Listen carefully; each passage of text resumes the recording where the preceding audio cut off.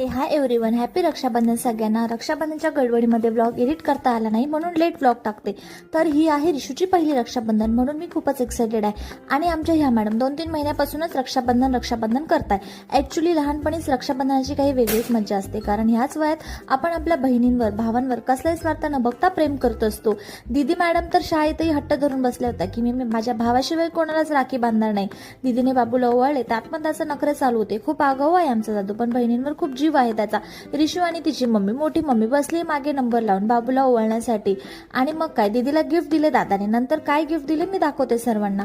त्यानंतर रिशू आणि मम्मीने तिच्या दादूला ओवाळले. तिचे लक्ष काही दिव्याकडे होते, तिला काही घेणं देणे नाही. राखी बांधली, रिशूला पण गिफ्ट भेटले. बाबा मज्जा आहे दोघींची.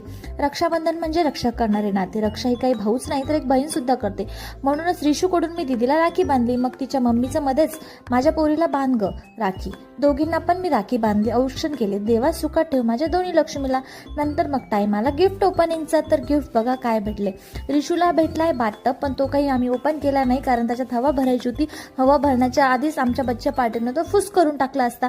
आणि इथे आहे दीदीचे गिफ्ट. वाव, डॉल एकच नंबर. तर पुन्हा भेटूया. आता आम्हाला जायचंय मामाच्या घरी, तर त्याची तयारी करूया. भेटूया नेक्स्ट व्लॉगमध्ये. Thank you so much. Bye bye.